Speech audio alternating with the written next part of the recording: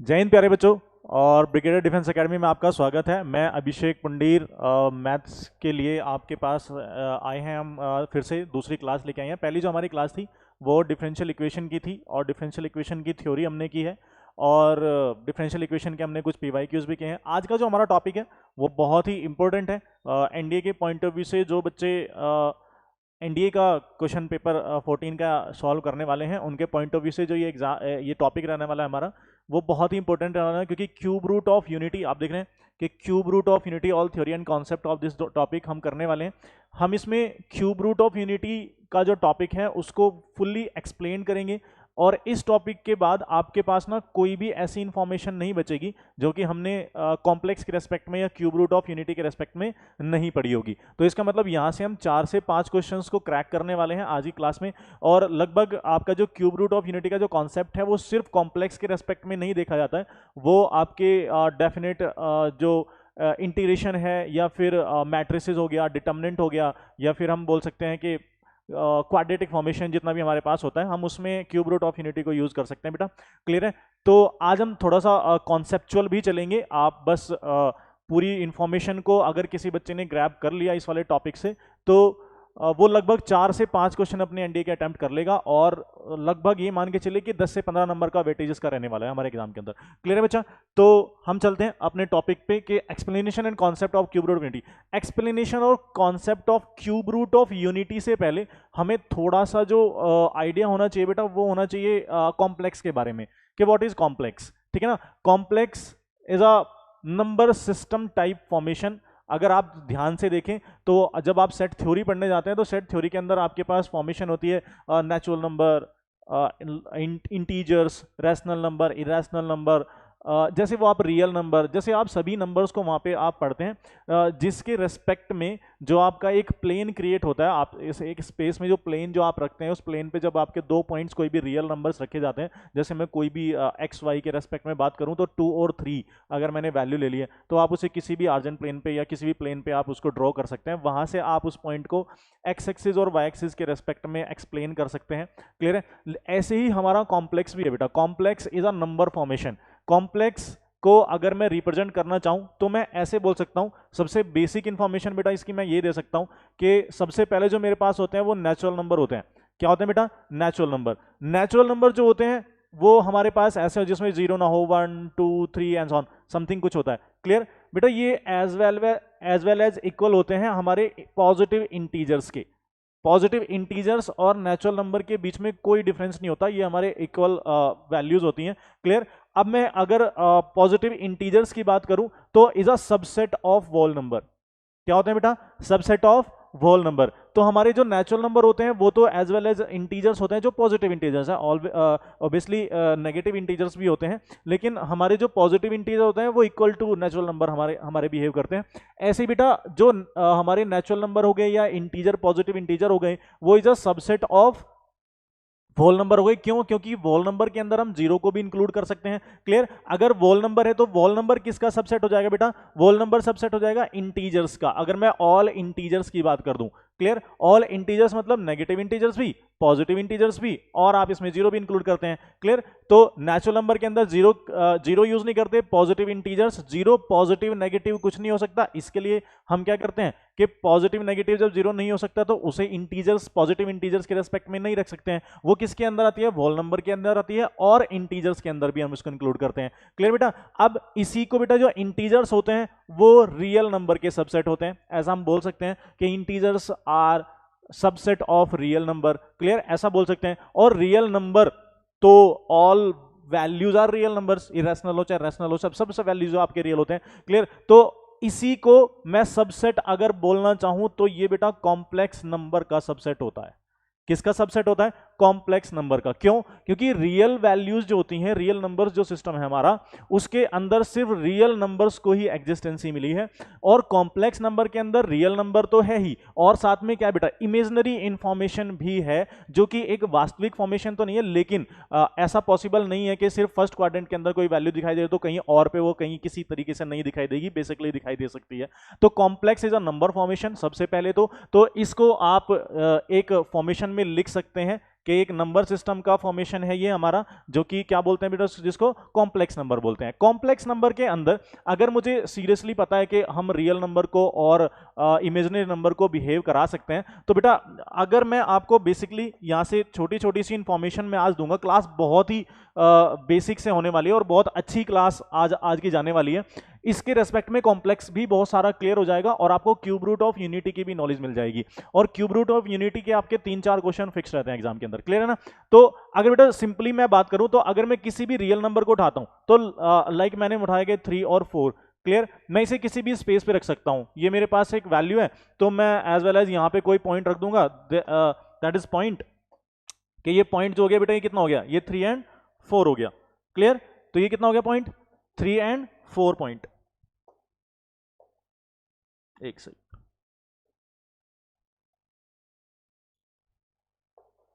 कितना पॉइंट हो गया बेटा, ये 3 एंड 4 पॉइंट हो गया, क्लियर।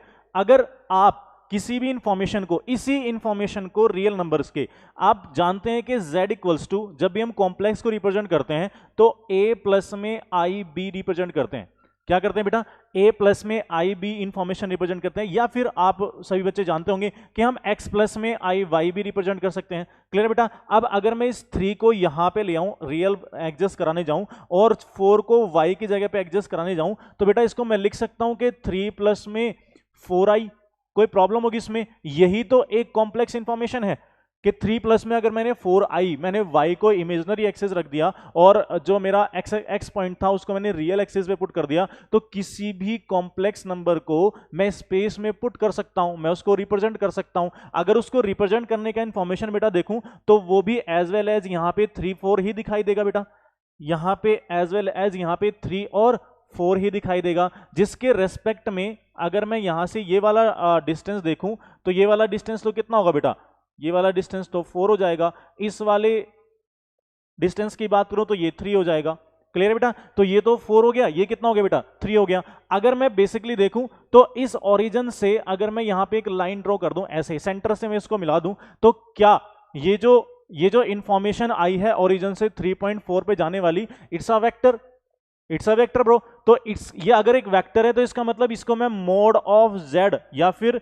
रूट ओवर कितना बेटा, ए स्क्वायर प्लस में बी स्क्वायर से रिप्रेजेंट कर सकता हूं। मैं इसे थोड़ा सा अलग से यहां से रिप्रेजेंट कर देता हूं, यहां से बेटा कि mod of z equals to कितना हो जाएगा बेटा, रूट ओवर में कितना बेटा, ए स्क्वायर प्लस में बी स्क्वायर। इसका मतलब यहां से जो अगर मैं इसकी 4 और 3 वैल्यू पुट करूं तो बेटा कितना आएगा बेटा, ये 4 स्क्वायर प्लस में 3 स्क्वायर, मतलब कि रूट ओवर 16 प्लस में 9 इक्वल्स टू कितना बेटा, 25 पे रूट मींस 5। इसका मतलब यहां से जो वैल्यू आई 5 बेटा जो हो सकता है, अगर मैं इसे एंगल के रेस्पेक्ट से देखूं, लाइक आप इसे हाइपोटेनियस मान रहे हैं क्योंकि आपके पास परपेंडिकुलर और बेस है और आपने हाइपोटेनियस फाइंड किया है, तो आप पाइथागोरस थ्योरम से भी जा सकते हैं। वही है कि आप इसे पाइथागोरस थ्योरम बोल दीजिए, या फिर आप इसको वेक्टर के रेस्पेक्ट में जाके देखेंगे तो ये मॉड ऑफ जेड दिखाई देगा, जो कि एक मैग्नीट्यूड है। क्या है बेटा, एक मैग्नीट्यूड वैल्यू है, या फिर मैं इसको मॉडुलस ऑफ कॉम्प्लेक्स नंबर भी बोलता हूं। क्या बोलते हैं बेटा, मॉडुलस ऑफ कॉम्प्लेक्स नंबर। तो बेसिकली मॉड ऑफ जेड का जो मॉडुलस ऑफ कॉम्प्लेक्स नंबर होता है वो कितना होता है बेटा, रूट ओवर ए स्क्वायर प्लस में कितना बेटा, बी स्क्वायर होता है। ये बात क्लियर है। इसका मतलब अगर मैं किसी भी कॉम्प्लेक्स नंबर को यहां पे किसी भी आर्जेंट प्लेन पे रिप्रेजेंट कर दूंगा तो वहां से जो मेरी मैग्नीट्यूड वैल्यू आएगी, या फिर किसी भी वेक्टर के रेस्पेक्ट में रिजल्टेंट हम जिसको बोलते हैं, अगर रिजल्टेंट आएगा तो रिजल्टेंट की वैल्यू ही हमारी किसकी वैल्यू रहेगी बेटा, कॉम्प्लेक्स के अंदर जो मॉडुलस है, मैग्नीट्यूड वैल्यू है, वही किसकी रहेगी बेटा, रिजल्टेंट की वैल्यू रहेगी। क्लियर है। तो ये तो बेटा मोड की इंफॉर्मेशन हो गई। क्लियर। मैं इसको थोड़ा सा और एक्सटेंड कर सकता हूं यहां से बेटा, अगर मैं आपको इसी आर्जेंट प्लेन के रेस्पेक्ट में यहाँ पे बोल रहा हूँ कि 3 और 4 मेरे पास वैल्यू है, जो डिस्टेंस 4 और 3 के रेस्पेक्ट में, अब यहाँ पे बेटा 5 आ गया है।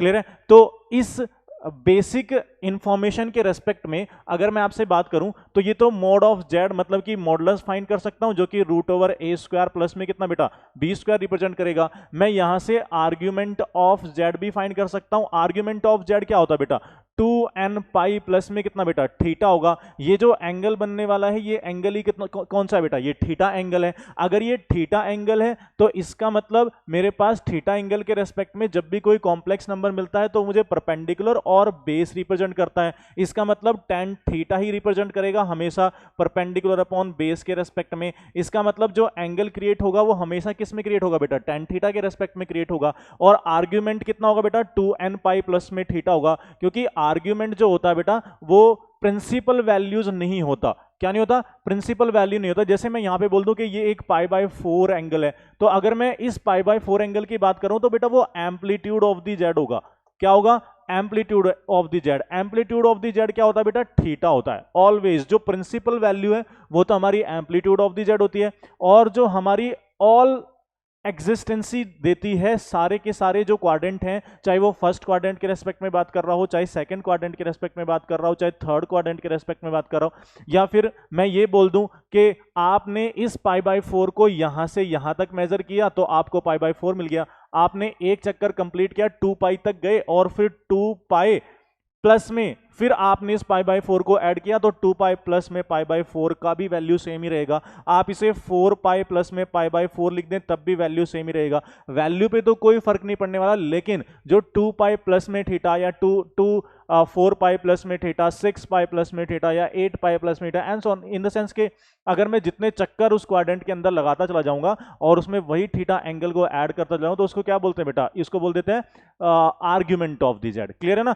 एम्पलीट्यूड क्या है, प्रिंसिपल वैल्यू के हमेशा जो आपका वैल्यू एग्जिस्ट कर रहा है, जैसे कि π/4, π/6, π/3 is a principal value of the complex. Clear है बेटा। तो यहां से हमने तीन छोटी छोटी सी इंफॉर्मेशन निकाली है कि मैं एम्पलीट्यूड फाइंड कर सकता हूं, आर्ग्यूमेंट फाइंड कर सकता हूं, और क्या फाइंड कर सकता हूं बेटा, मैं मॉडुलस ऑफ जेड फाइंड करके दे सकता हूं। क्लियर है। तो बेसिक सी जो नॉलेज है वो मैं आपको यहां पे प्रोवाइड करा रहा हूं। इसी रेस्पेक्ट में जब आपको यहां से बहुत बेसिक सा इंफॉर्मेशन पता लगता है कि अगर मैं बोलता हूं कि z इक्वल्स टू, एक तो रिप्रेजेंट कर सकता हूं बेटा x प्लस में आयोटा y। क्लियर। इस x प्लस में आयोटा y को बेटा क्या बोलते हैं, पॉलिनोमियल एक्सप्रेशन। ये पॉलिनोमियल एक्सप्रेशन है, किसका एक्सप्रेशन है बेटा, ये कॉम्प्लेक्स का पॉलिनोमियल एक्सप्रेशन है। क्लियर।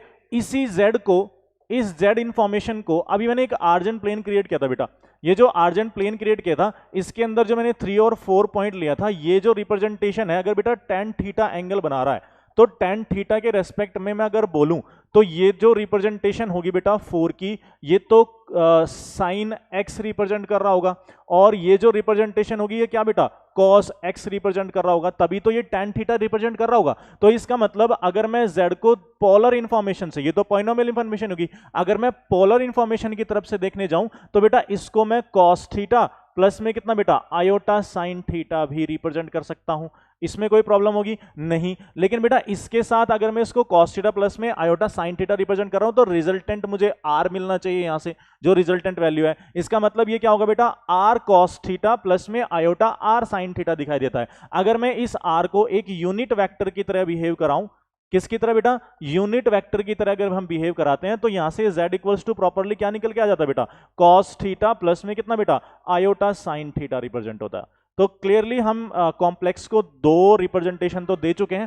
पहला रिप्रेजेंटेशन पॉलिनोमियल है जिसको हम x प्लस में आई वाई रिप्रेजेंट करते हैं। सेकंड जो हमारा इंफॉर्मेशन है वो क्या है बेटा, पोलर इंफॉर्मेशन है। जो पोलर इंफॉर्मेशन क्या रिप्रेजेंट करता है, cos थीटा प्लस में आयोटा साइन थीटा भी रिप्रेजेंट कर सकते हैं बेटा। क्लियर है। तो बेसिक नॉलेज के रेस्पेक्ट में अभी जो मैं क्यूब रूट ऑफ यूनिटी पे जाने वाला हूं, वहां से मुझे कॉन्सेप्ट जो आपको क्लियर करना है वो कॉन्सेप्ट ये है कि अगर क्यूब रूट ऑफ यूनिटी हम एक्सप्लेन करते हैं तो क्यूब रूट ऑफ यूनिटी कहां से एग्जिस्ट करता है, क्या फॉर्मेशन है उसकी। तो बेटा आप अगर ध्यान से देखो तो अगर मैंने बोला कि यहां से बेटा एक एक्सपोनेंशियल इंफॉर्मेशन होती है जिसको कॉम्प्लेक्स के अंदर रिप्रेजेंट करते हैं। Exponential means e raise to power x form. Clear बेटा। अगर मैं z इक्वल्स टू बोल रहा हूं कि x प्लस में आयोटा y होता है, क्लियर, या फिर z इक्वल्स टू में cos थीटा प्लस में आयोटा साइन थीटा रिप्रेजेंट कर सकता हूं। क्लियर है। तो मैं एक, ये तो पॉलिनोमियल एक्सप्रेशन हो गया, ये पोलर एक्सप्रेशन हो गया, तो z इक्वल्स टू में e raise to power iota theta भी रिप्रेजेंट कर सकता हूं, जिसको बेटा क्या बोलते हैं, एक्सपोनेंशियल फॉर्मेशन बोलते हैं कॉम्प्लेक्स की। क्लियर। तो मेरे पास तीन एक्सप्रेशंस होते हैं, बेसिकली तीन एक्सप्रेशंस के थ्रू मैं जाता हूं किसी भी कॉम्प्लेक्स के रेस्पेक्ट में। तो जो कॉम्प्लेक्स के जो तीन एक्सप्रेशंस हैं वो तीनों के तीनों आपको याद रखने हैं, वो किसी भी एक्सप्रेशन के अंदर आपको दिखाई दे सकता है बेटा। क्लियर है। तो अगर जो मैं बेसिक बात करूं तो पोलर जो इंफॉर्मेशन है उसके रेस्पेक्ट में तो मैं तो ट्रिग्नोमेट्री इंफॉर्मेशन दे सकता हूं बेटा, और जो मेरे पास पॉलिनोमियल एक्सप्रेशन है उसके अंदर मैं क्या क्या एक्सप्रेशन दिखा सकता हूं बेटा, उसके अंदर मैं x प्लस में आयोटा y रिप्रेजेंट कर सकता हूं। अगर मुझे किसी भी रेस्पेक्ट में z इक्वल्स टू में आई थीटा रिप्रेजेंट करना है या e raise to power formation represent करनी है, तो ये बेटा फॉर्मेशन दरअसल में है क्या, इसको थोड़ा सा देख लेते हैं। दरअसल आपको याद होगा कि एक एक्सप्रेशन होता है e raise to power x। Clear. E raise to power x का जो एक्सपेंशन इंफॉर्मेशन है वो क्या होता है बेटा, वो होता है 1 प्लस फैक्टोरियल x अपॉन में कितना बेटा, फैक्टोरियल 1 प्लस में फैक्टोरियल कितना बेटा, फैक्टोरियल x स्क्वायर, या फिर आप इसको ऐसे भी रिप्रेजेंट कर सकते हैं क्योंकि फैक्टोरियल से कोई फर्क नहीं पड़ता। अगर आप इसे रिप्रेजेंट करना चाहते हैं तो 1 प्लस में कितना बेटा, x अपॉन में कितना बेटा, फैक्टोरियल 1 प्लस में x स्क्वायर अपॉन में कितना बेटा, factorial 2 plus x raise to power 3 upon में कितना बेटा, factorial 3 plus x raise to power 4 upon factorial 4 and so on. ये कहां तक जाता है बेटा, इन्फिनिटी टर्म्स तक जाता है, इनफाइनाइट टर्म्स तक जाता है। क्लियर है। अगर इस एक्सप्रेशन को मैं यहां से बेटा इसी, ये तो एक्सप्रेशन हो गया जो एक्सपोनेंशियल बेसिक इंफॉर्मेशन है उसका एक्सपेंशन है। क्या मैं इस x को, अभी तो ये पॉलिनोमियल दिखाई दे रहा है, क्या मैं इस x को अगर कॉम्प्लेक्स में रिप्रेजेंट करना चाहूं तो कॉम्प्लेक्स के रेस्पेक्ट में मैं लेट करता हूं, यहां से लेट x इक्वल्स टू कितना बेटा, आयोटा थीटा से रिप्रेजेंट कर सकता हूं। क्लियर। लेट अगर मैंने आयोटा थीटा पुट किया तो बेटा ये क्या हो जाएगा, e raise to power iota theta equals to ये हो जाएगा 1 प्लस में आयोटा थीटा अपॉन में फैक्टोरियल 1 प्लस में आयोटा थीटा स्क्वायर अपॉन में फैक्टोरियल 2 प्लस में आयोटा थीटा का क्यूब अपॉन में फैक्टोरियल 3 प्लस में iota theta raise to power 4 upon में कितना बेटा, फैक्टोरियल 4 एंड सो ऑन। कहां तक जाएगा बेटा, ये भी इन्फिनिटी टर्म्स तक ही जाएगा। ये बात क्लियर है। अब अगर मैं बेसिकली अपनी लैंग्वेज पे जाऊं जो कॉम्प्लेक्स की लैंग्वेज बोलती है, बेटा ये तो e raise to power iota theta ही है। क्लियर। जो e raise to power iota theta है इक्वल्स टू बेटा ये 1 एज वेल एज 1 रहने वाला प्लस, अब ध्यान से देखो आयोटा जो थीटा अपॉन में फैक्टोरियल 1 है, क्लियर, वो तो क्या रहने वाला बेटा, वो तो आयोटा थीटा इंफॉर्मेशन क्या रहेगी बेटा, आयोटा थीटा ही रहेगी। अगर मैं बेसिकली बात करूं तो जो आयोटा थीटा का स्क्वायर है, तो आयोटा स्क्वायर होने के बाद क्या आएगा बेटा, -1 वैल्यू होते हैं आयोटा स्क्वायर की, तो -1 मतलब कि माइनस के थीटा अपॉन में कितना बेटा, फैक्टोरियल 2 दिखाई देगा। मतलब कि अगर मैं बेसिकली बात करूं तो ये वाला जो इंफॉर्मेशन होगा ये मेरा रियल, एग्जैक्टली रियल पार्ट दिखाई देगा। ऐसे ही जो iota theta raise to power 4 है वो भी एग्जैक्टली क्या दिखाई देगा बेटा, रियल पार्ट दिखाई देगा। इससे अगर मैं नेक्स्ट टर्म 5 से 6 पे जाता हूं तो 6 टर्म भी इवन नंबर है जो कि पॉजिटिव मतलब कि रियल वैल्यूज दिखाने वाली है। इसका मतलब बेसिकली अगर मैं यहां से जाता हूं बेटा तो मुझे 1 प्लस में जो इंफॉर्मेशन दिखाई देगी या फिर जो पहला टर्म दिखाई देगा वो नेगेटिव दिखाई देगा।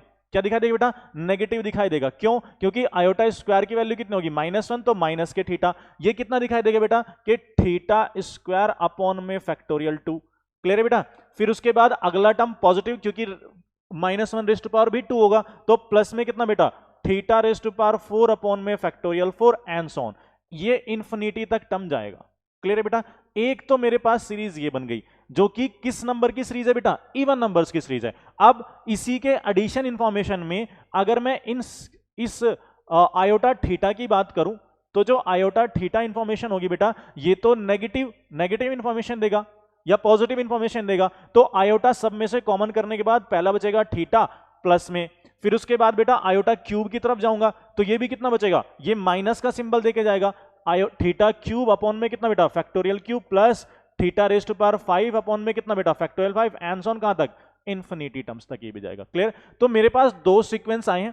पहला जो सीक्वेंस है अगर आप इसे ध्यान से देखें तो बेटा ये क्या एक्सपेंशन कॉस थीटा का एक्सपेंशन नहीं है, बेसिकली है कि 1 माइनस में कितना बेटा 1 minus x square upon factorial 2 plus x raise to power upon factorial 4 plus x raise to power 6 upon factorial 6 is a cos theta का एक्सपेंशन है। क्लियर? अगर बेटा मैं दूसरे एक्सप्रेशन को देखूं तो वो ऑड पे चल रहे हैं, जिसको किसको क्या बोलते हैं बेटा? साइन थीटा का एक्सप्रेशन बोलते हैं। तो इसका मतलब बेसिकली जो e raise to power iota theta information है वो तो cos थीटा प्लस में कितना बेटा? आयोटा साइन थीटा ही इंफॉर्मेशन है। इसका मतलब मैं किसी भी कॉम्प्लेक्स इंफॉर्मेशन को क्या रिप्रेजेंट कर सकता हूं बेटा? z इक्वल्स टू में आयोटा थीटा भी रिप्रेजेंट कर सकता हूं।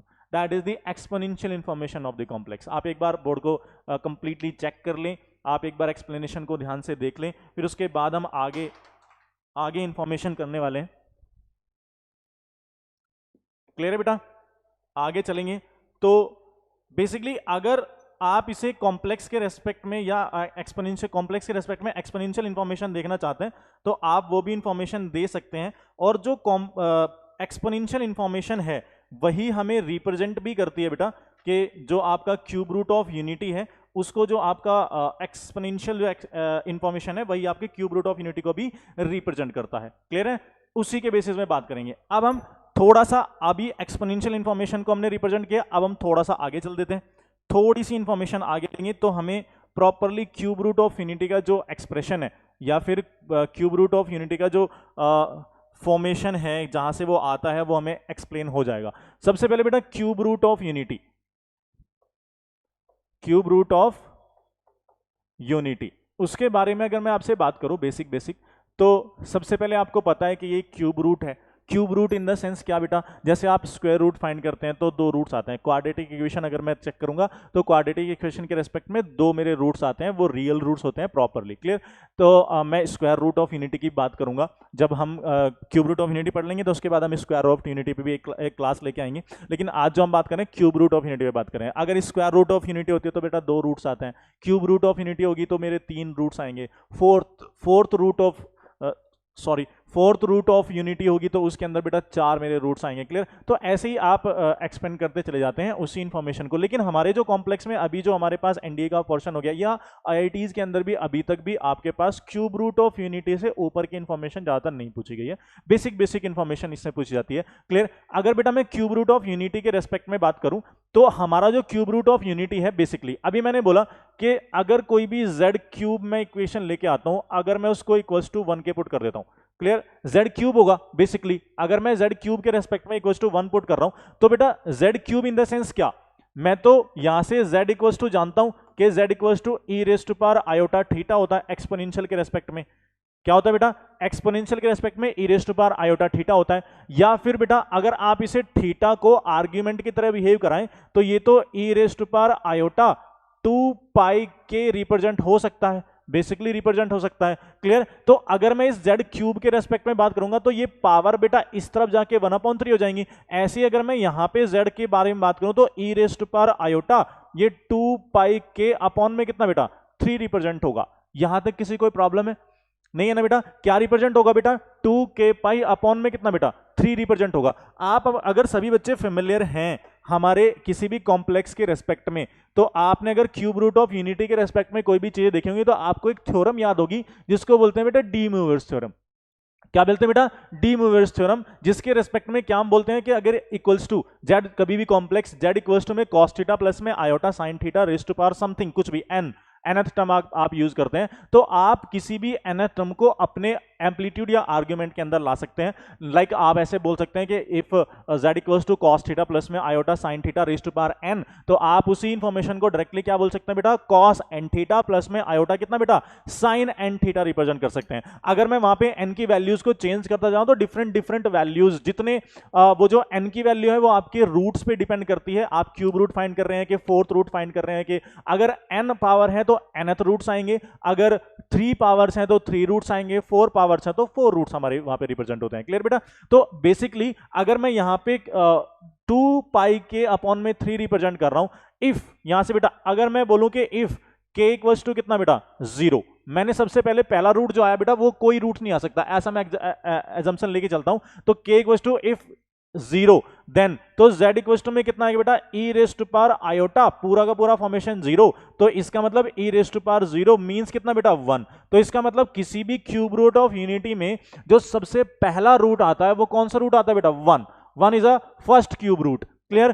फिर उसके बाद इफ, यहां से बेटा इफ k इक्वल्स टू 1, अगर मैंने k इक्वल्स टू 1 पुट किया तो z equals to e raised to power iota, यहां पे k की वैल्यू 1 होगी तो कितना आएगा बेटा 2 पाई अपॉन में कितना बेटा 3, तो ये से मैं बोल सकता हूं कि z इक्वल टू में कितना बेटा आयोटा 2 पाई बाई 3, क्लियर बेटा, कितना 2 पाई बाई 3। इसका मतलब मेरे थीटा की वैल्यू कितनी है बेटा 2 पाई बाई 3। क्या मैं e raised to power x को cos 2 पाई बाई 3 प्लस में आयोटा साइन 2 बाई 3 रिप्रेजेंट कर सकता हूं? तो बेसिकली रिप्रेजेंट कर सकता हूं, क्योंकि अभी हमने देखा था कि कॉम्प्लेक्स के रेस्पेक्ट में e raised to power x को क्या लिख सकता हूं बेटा, cos थीटा प्लस में iota sine theta, e raised to power i theta को क्या लिख सकता हूं, cos थीटा प्लस में आयोटा साइन थीटा रिप्रेजेंट कर सकता हूं। तो इसका मतलब ये कितना हो जाएगा बेटा, cos 2 पाई बाई 3 की वैल्यू कितनी होती है बेटा, माइनस के 1/2 प्लस में आयोटा साइन 2 पाई बाई 3 की वैल्यू कितनी होती है बेटा, आयोटा रूट 3/2। तो इसका मतलब सेकंड जो रूट हमारे पास आएगा बेटा, वो सेकंड रूट क्या होगा, वो माइनस के 1/2 प्लस में कितना बेटा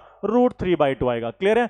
अगर मैं बेसिकली थर्ड टर्म के बारे में बात करूं, यहां से जो मेरा 3 रूट आने वाला है वो मैंने क्या किया बेटा, इफ k इक्वल्स टू कितना बेटा 2 पुट करूंगा, तो अगर मैं 2 पुट करता हूं, क्योंकि मेरे पास 3 ही रूट आने वाले हैं, एक 0 पे आ जाएगा, एक 1 पे आ जाएगा और एक कितने पे बेटा 2 पे रिप्रेजेंट कर जाएगा, तो e raise to power iota 2 pi के अपॉन में जब 3 यहां पे मैं पुट फॉर्मेशन लेके चल रहा हूं, तो k की वैल्यू अगर 2 पुट करता हूं तो e raise to power iota 4 pi by कितना बेटा 3 आ जाएगा, क्लियर। तो यहां से इसे फिर से cos 4 पाई बाई 3 और प्लस में कितना बेटा आयोटा साइन कितना बेटा 4 पाई बाई 3 रिप्रेजेंट कर सकता हूं। अगर मैं ऐसे रिप्रेजेंट कर रहा हूं तो cos 4 पाई बाई 3 की वैल्यू क्या बेटा, ये थर्ड क्वाड्रेंट में दिखाई देगा। जब ये थर्ड क्वाड्रेंट के अंदर दिखाई देगा तो बेसिकली ये भी नेगेटिव के 1/2 आएगा और माइनस में साइन भी कितना बेटा आयोटा रूट 3/2 ही दिखाई देगा, क्लियर है। तो इसका मतलब जब भी मैं किसी क्यूब रूट ऑफ यूनिटी के रेस्पेक्ट में बात करता हूं तो बेसिकली मुझे कोई भी 3 रूट्स दिखाई देते हैं। वो 3 रूट्स कौन कौन से होते हैं बेटा,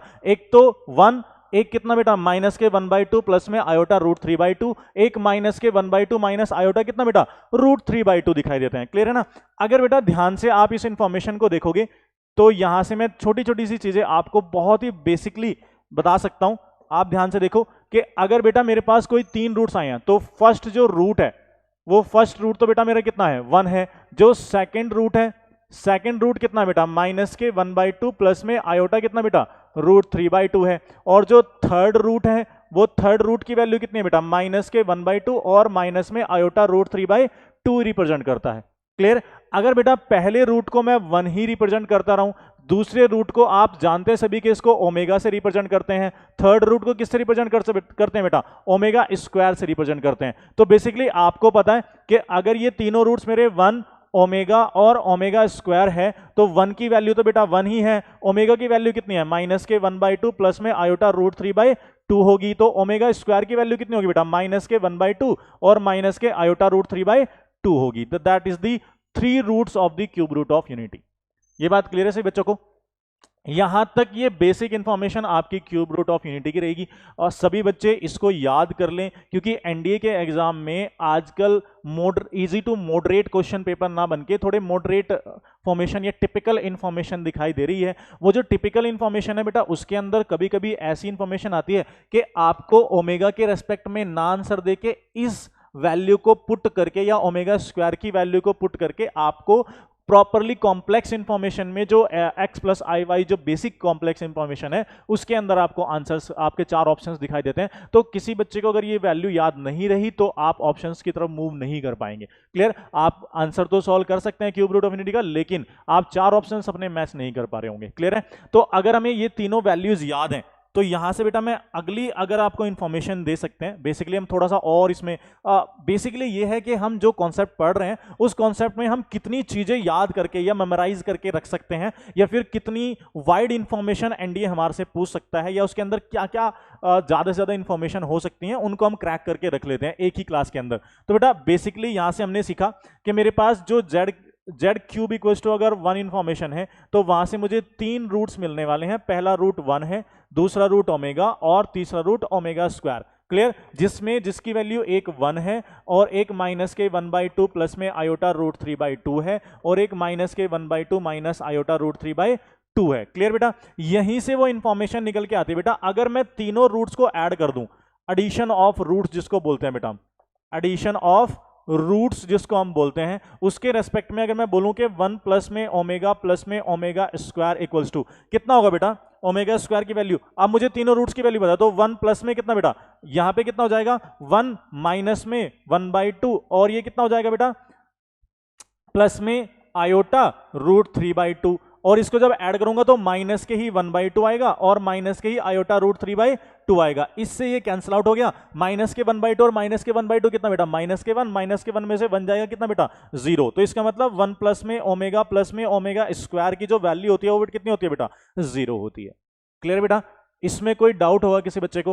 अब तक हम इसको बस लर्न करते आ रहे थे, मेमोराइज करते हुए आ रहे थे कि 1 प्लस में ओमेगा स्क्वायर इक्वल टू कितना होता है बेटा 0 होता है। लेकिन आज जो क्लासेस के थ्रू हमें पता लगा है कि इसका जो इन्फॉर्मेशन होता है वो कहां से आता है बेटा, इसकी बेसिक इन्फॉर्मेशन से आता है, जहां पे 1 प्लस में ओमेगा स्क्वायर की वैल्यू कितनी होती है बेटा 0 होती है। क्लियर है? अब अगर मैं देख रहा हूं कि यहां से 1 प्लस में ओमेगा स्क्वायर इक्वल टू 0 है, तो बेसिकली मैं यहां से छोटी छोटी सी टर्म्स और फाइंड करके दे सकता हूं बेटा इसको, कि अगर 1 प्लस में ओमेगा स्क्वायर इक्वल टू 0 है तो 1 इक्वल टू में माइनस के ओमेगा माइनस ओमेगा स्क्वायर मैं पुट कर सकता हूं। क्लियर, अगर मुझे कहीं पे 1 मिलता है किसी भी क्यूब रूट ऑफ यूनिटी के रेस्पेक्ट में, तो मैं ऐसे यूज कर सकता हूं, ऐसे बिहेव करा सकता हूं। तो ओमेगा इक्वल्स टू कितना होगा बेटा माइनस के 1 माइनस के ओमेगा स्क्वायर होगा, ओमेगा स्क्वायर इक्वल्स टू कितना होगा बेटा माइनस के 1 माइनस ओमेगा रिप्रेजेंट कर सकता हूं। That is the properties of the cube root of unity. Clear, किसके रेस्पेक्ट में बेटा, एडिशन के रेस्पेक्ट में बोल सकता हूं। अभी अगर इसी इंफॉर्मेशन को मैं थोड़ा सा और वाइड कर दूं, मैं थोड़ा सा और इसके बारे में बात करने शुरू कर दूं, तो क्या क्या इंफॉर्मेशन और हम दे सकते हैं बेटा? मैंने बोला कि एडिशन 1 प्लस में ओमेगा स्क्वायर तो इक्वल टू कितना होता है बेटा 0 होता है। क्लियर, आपको ये बात बहुत बेसिकली समझनी पड़ेगी कि जो भी हमारे पास इंफॉर्मेशन है या थ्योरेटिकल पोर्शन है किसी भी चैप्टर का, वो एनडीए में सबसे ज़्यादा मदद करता है। क्यों? क्योंकि कॉम्प्लेक्स के रेस्पेक्ट में अगर कोई क्वेश्चन पूछा जाएगा तो या तो वो प्रॉपर्टी बेस पूछा जाएगा या फिर आप थ्योरेटिकल इंफॉर्मेशन के रेस्पेक्ट में भी 4 ऑप्शंस देखने को आपको मिल सकते हैं। क्योंकि अगर मैं आप बेसिकली एक चीज़ ध्यान से देख रहे होंगे, इसी के रेस्पेक्ट में मैं एक चीज़ और एक्सप्लेन कर देता हूँ। मैंने क्या किया बेटा, किसी भी एक क्वाड्रेंट के अंदर अगर मैं किसी भी कॉम्प्लेक्स नंबर को यहाँ पे फिल कर रहा हूँ, मैं देख रहा हूँ कि मेरे किसी भी जो भी मेरे कॉम्प्लेक्स के रेस्पेक्ट में कोई भी वो वैल्यू हो सकती है, x प्लस में आई वाई हो सकती है या cos थीटा प्लस में आई साइन थीटा रिप्रेजेंट कर सकता है। तो उसमें जो क्यूब रूट ऑफ यूनिटी के जो रूट्स आ रहे हैं वो 1 ओमेगा और ओमेगा स्क्वायर आ रहे हैं। क्लियर बेटा, अगर आप ध्यान से देखेंगे तो 1 इज अ रियल वैल्यू, वो एक बिल्कुल रियल नंबर है, उसके बीच में कोई एंगल क्रिएट नहीं हो रहा है, वो सीधा सीधा कहां पे दिखाई दे रहा है बेटा, एक एक्स एक्सिस पे दिखाई देने वाला एक 1 वैल्यू है। क्लियर, अगर बेटा ये 1 यहां पे दिखाई दे रहा है तो दूसरा जो आपका ओमेगा दिखाई दे रहा है वो कहीं यहां पे दिखाई दे रहा है बेटा। कहां पे दिखाई दे रहा है, कितने एंगल के बाद दिखाई दे रहा है बेटा, यहां पे कहीं पे 2π/3 पे दिखाई दे रहा है। आपका तीसरा जो रूट दिखाई दे रहा है वो कहीं यहां पे बेटा, यहां पे 4π/3 दिखाई दे रहा है। तो अगर बेसिकली मैं इस एंगल को यहां से ऐसे मिला देता हूं तो मेरे पास ये एक ट्रायंगल क्रिएट हो गया बेटा, एक ट्रायंगल जिसके सभी एंगल्स जो हैं वो सेम, जिसके सभी जो एंगल्स हैं बेटा वो सेम डिग्री का एंगल बना रहे हैं। अगर यहां से यहां तक का एंगल देखूं, अगर मैं यहां से यहां तक का एंगल देखूं तो वो प्रॉपरली एंगल कितना बना रहा है बेटा 2π/3 एंगल बना रहा है। क्लियर, अगर मैं इस वाले एंगल को चेक कर रहा हूं, अगर बेटा मैं यहां तक अगर इस वाले एंगल की बात करूं, अगर मैं इस वाले एंगल की बात करूं तो ये भी कितना है बेटा 2π/3 एंगल है। अगर मैं इस वाले एंगल की बात करूं तो ये भी कितना है बेटा 2π/3 एंगल है। इसका मतलब ये एक इक्विलैटरल ट्रायंगल है। कौन सा ट्रायंगल है बेटा, इक्विलैटरल ट्रायंगल। इसका मतलब जब भी कोई कॉम्प्लेक्स रेस्पेक्ट में आएगा या फिर किसी भी कॉम्प्लेक्स में क्यूब रूट ऑफ यूनिटी आपकी रिप्रेजेंट होगी, तो क्यूब रूट ऑफ यूनिटी किसी भी एंगल के रेस्पेक्ट में जो एक ट्रायंगल क्रिएट करती है वो ट्रायंगल कौन सा होता है बेटा, इक्विलैटरल ट्रायंगल होता है। कौन सा ट्रायंगल बेटा, इक्विलैटरल। अगर इक्विलैटरल ट्रायंगल है तो इसका मतलब इस पे एक सर्कल आराम से खींचा जा सकता है जो कि एक इंटरनल ट्राइंगल को या फिर एक्सटर्नल सर्कल को रिप्रेजेंट करेगा, जिसके 3 रूट्स होंगे, 3 पॉइंट्स होंगे। एक तो 1 होगा बेटा, एक ओमेगा होगा और एक ओमेगा स्क्वायर होगा। ये 3 रूट्स होंगे। क्लियर है बेटा? इसमें कोई डाउट रहेगा किसी बच्चे को? अगर डाउट नहीं है तो फिर से हम वहीं पे अपने कॉन्सेप्ट पे आ सकते हैं। हमने यहाँ से एक और चीज देख ली कि एक ट्राइंगल भी क्रिएट होगा। वो ट्राइंगल कौन सा होगा बेटा? इक्विलैटरल ट्राइंगल होगा। शायद आप 2022 का क्वेश्चन पेपर उठा के देखेंगे तो उसमें आपको एक थ्योरेटिकल क्वेश्चन या 2 थ्योरेटिकल क्वेश्चन दिखाई देंगे, जिसके अंदर इक्विलैटरल ट्राइंगल और क्यूब रूट ऑफ यूनिटी के रेस्पेक्ट में बात की गई है। तो आप सही बच्चे थ्योरी के फॉर्मेशन में भी बहुत सारे क्वेश्चंस आप देखते हैं, उनको आज हम क्रैक करते हैं। क्लियर? तो यहां से बेटा कितना होगा? अभी मैंने बोला addition of the cube root of unity, बोला कि 1 प्लस में ओमेगा स्क्वायर इक्वल टू कितना होता है बेटा? 0 होता है। क्लियर? यहां से बेटा अगर मैं इन तीनों जो मेरे रूट्स हैं उनको मल्टीप्लाई कर दूं तो 1 इंटू में ओमेगा स्क्वायर इक्वल टू कितना होगा बेटा? यहां से आपको दिखाई दे रहा है कि ये वैल्यू कितनी बनी बेटा? ओमेगा क्यूब बनी। कितनी बनी बेटा? ओमेगा क्यूब बनी। ओमेगा क्यूब इक्वल्स टू कितना होता है बेटा? 1 होता है। अगर आप इसको भी फाइंड करना चाहते हैं तो आप यहां से तीनों की वैल्यू 1 और माइनस के 1/2 प्लस में आयोटा रूट 3/2 और इनटू में कितना बेटा? माइनस के 1/2 और माइनस में आयोटा रूट 3/2 को आप अगर देखेंगे तो ध्यान से देखो बेटा, ये एक इंफॉर्मेशन जो बन रही है ये a प्लस में b और a माइनस में b रिप्रेजेंट कर रही है। अगर a square minus b square represent करोगे तो वैल्यू कितनी आएगी बेटा? 1 ही वैल्यू यहाँ पे रिप्रेजेंट होगी। इसका मतलब अगर आप क्यूब रूट ऑफ यूनिटी के तीनों जो रूट्स हैं उनको अगर आप ऐड करते हैं तो उनकी वैल्यू कितनी आती है बेटा? 0 आती है। और अगर आप क्यूब रूट ऑफ यूनिटी के तीनों जो रूट्स हैं उनको मल्टीप्लाई कर देते हैं तो उनकी जो रिप्रेजेंटेशन होती है वो कितनी आती है बेटा? वो क्यूब रूट में एडिशन करते हैं तो 0 और अगर हम मल्टीप्लिकेशन करते हैं तो कितना बेटा? 1 दिखाई देता है। क्लियर है बेटा? अगर सभी बच्चों को ये नॉलेज हो गई है कि हम एडिशन में और मल्टीप्लिकेशन में ओमेगा क्यूब इक्वल्स टू 1 बोल सकते हैं, तो क्लियरली मैं यहां से छोटी छोटी सी इंफॉर्मेशन आपको दूंगा जो कि मोस्ट इंपॉर्टेंट इंफॉर्मेशन है क्यूब रूट ऑफ यूनिटी के रेस्पेक्ट में। अगर आप बेटा सभी जानते हैं कि यहां से मुझे पता है कि omega raised to power 3 equals to कितना आया बेटा? 1 आया है। क्लियर?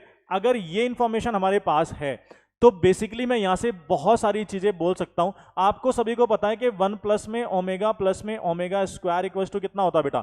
वो तो मुझे पता है कि बेसिकली कितना होता है बेटा? 0 होता है। कितना होता है बेटा? 0 होता है। तो बेसिकली अगर बेटा मैं इस 1 टर्म्स को छोड़ दूं और यहां से टर्म्स को उठाऊं कि ओमेगा प्लस में ओमेगा स्क्वायर प्लस में कितना बेटा? ओमेगा क्यूब, इसकी वैल्यू कितनी होगी बेटा?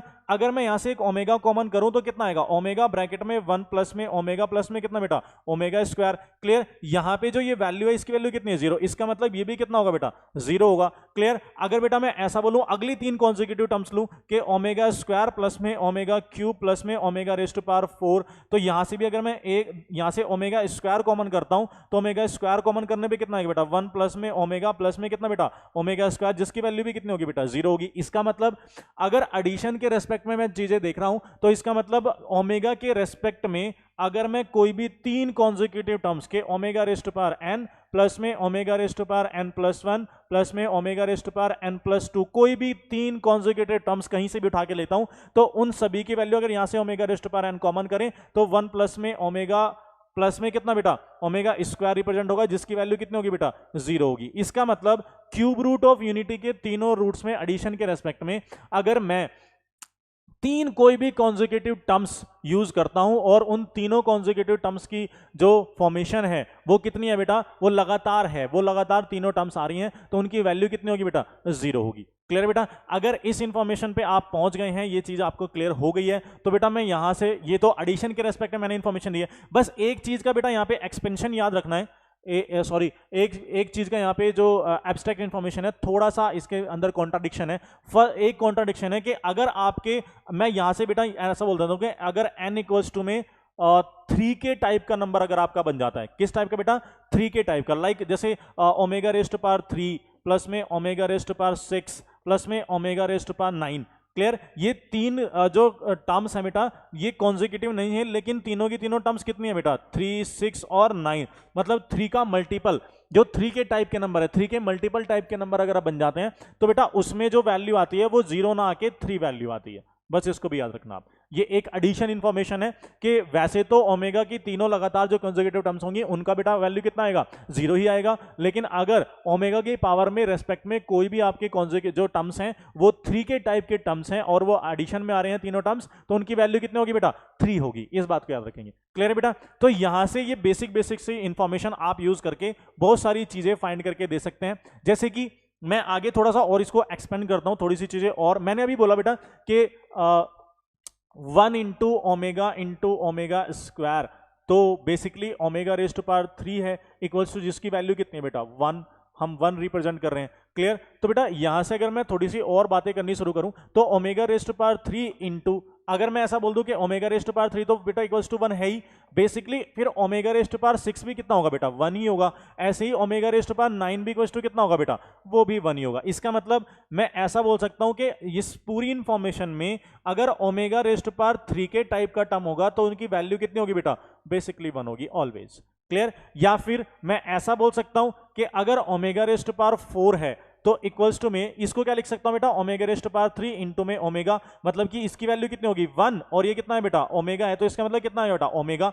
या फिर मैं ऐसा बोलूं कि omega raise to power 7 equals to में कितना है बेटा, omega. Omega raise to power 10 equals to में कितना बेटा, ओमेगा। लाइक अगर ओमेगा 3 के प्लस में 1 टाइप का कोई नंबर है तो उसकी वैल्यू कितनी आएगी बेटा, ऑलवेज वो ओमेगा ही रहेगी। ये बात क्लियर है? अगर मैं इसको थोड़ा सा और एक्सपेंड कर दूं तो ओमेगा रेज टू पावर, अगर बेटा यहां से देखो कि 5 इक्वल्स टू कितना आएगा बेटा, यहां से इसको क्या रिप्रेजेंट कर सकता हूं, omega raise to power 3 into omega square, तो कितना बचेगा बेटा, यहां पे ओमेगा स्क्वायर रिप्रेजेंट होगा। अगर ओमेगा रेज टू पावर 8 बोल रहा हूं तब भी कितना बेटा, ओमेगा स्क्वायर। यहां पे ओमेगा रेज टू पावर 11 बोलूं तब भी कितना बेटा, ओमेगा स्क्वायर। मींस कि ओमेगा रेज टू पावर अगर 3 के प्लस में 2 टाइप का नंबर है तो उसकी वैल्यू कितनी आएगी बेटा, ओमेगा स्क्वायर ही आएगी। मतलब कि आप अगर किसी भी 0 से लेके 10 तक किसी भी वैल्यूज को देख रहे हैं तो सभी वैल्यूज इसके बीच में आ चुकी हैं, सभी वैल्यूज आप फाइंड करके दे सकते हैं। अगर आपको ओमेगा रेज टू पावर में कितनी भी पावर आप दे दी जाए, कितनी भी पावर के रेस्पेक्ट में आप पूछ ले, तो आपको सिंपली एक यूज करना है, एक ट्रिक यूज फॉर्मेशन बोल सकते हैं, या फिर आप इसको बेसिक से मैं आपको समझा रहा हूं तो बेसिकली आप बोल सकते हैं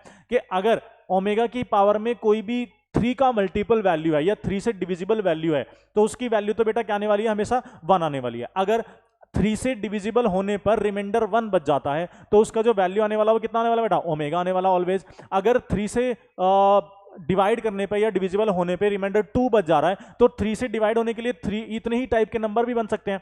3 से डिविजिबल होने वाले जो टर्म्स बन सकते हैं वो 3 ही टाइप के टर्म्स हो सकते हैं, या तो वो 3 के टाइप का हो सकता है, या 3 के प्लस 1 टाइप का हो सकता है, या फिर 3 के प्लस 2 टाइप का नंबर हो सकता है। क्लियर? तो अगर हमारे पास ये तीनों टाइप्स के नंबर हो सकते हैं तो तीनों टाइप्स के नंबर की वैल्यू मुझे पता है कि क्या आने वाली है। क्लियरली? तो बेटा बेसिकली याद रखना है कि अगर 3 के टाइप का नंबर है तो उसकी वैल्यू कितनी आने वाली बेटा, वो हमेशा 1 आने वाली है। अगर 3 के प्लस में 1 टाइप का नंबर है तो कितना आने वाला, ओमेगा आने वाला। और अगर 3 के प्लस 2 टाइप का नंबर है तो उसका वैल्यू क्या आने वाली बेटा, ओमेगा स्क्वायर आने वाली है। क्लियर है बच्चा? तो यहां तक की जो इंफॉर्मेशन है बेटा उनके रेस्पेक्ट में मैं बेसिकली सारी की सारी इंफॉर्मेशन कलेक्ट करके जो क्यूब रूट ऑफ यूनिटी के क्वेश्चंस हैं उन सभी को मैं क्लियर कर सकता हूं, सॉल्व कर सकता हूं। तो अगर हम सॉल्व कर सकते हैं तो बेसिकली मैं आगे आप कुछ क्वेश्चंस को लेके आऊंगा जिन क्वेश्चंस को सॉल्व करना आप देखना कि ऐसे बहुत ईजीएस्ट फॉर्म में वो क्वेश्चन सॉल्व हो जाएंगे। आपको ऐसा नहीं है कि simple omega raise to power something या omega raise to power something ही क्वेश्चन मिलने वाला है। जैसे आपने आयोटा का इंफॉर्मेशन पढ़ा था तो आयोटा का जो इंफॉर्मेशन होता है बेटा वो क्या रिप्रेजेंट करता है, आयोटा हमेशा जो रिप्रेजेंट करती है वो 4 से डिविजिबल टर्म रिप्रेजेंट करती है, क्योंकि iota raise to power 4 equals to 1 होता है, iota cube equals to minus का आयोटा होता है, iota square equals to minus के 1 होता है, iota is equals to iota भी होता है, आप रूट ओवर माइनस 1 भी रिप्रेजेंट कर सकते हैं। क्यों? क्योंकि वो एक इमेजिनरी इंफॉर्मेशन है और imaginary information root over minus something represent कर सकती है। क्लियर है ना? उसी को हम आयोटा इंफॉर्मेशन देते हैं। तो बेसिकली अगर आप इस पूरी इंफॉर्मेशन को समझ गए तो हम कुछ क्वेश्चंस पे चल सकते हैं बेटा। जैसे मैं कुछ क्वेश्चंस अगर आपको दिखाऊं तो हमारे पास ना कुछ क्वेश्चंस हैं, उन क्वेश्चंस को हम सॉल्व कर सकते हैं। जैसे मैं क्वेश्चन नंबर 1 की बात करूं तो सबसे पहले एक सेकंड ना,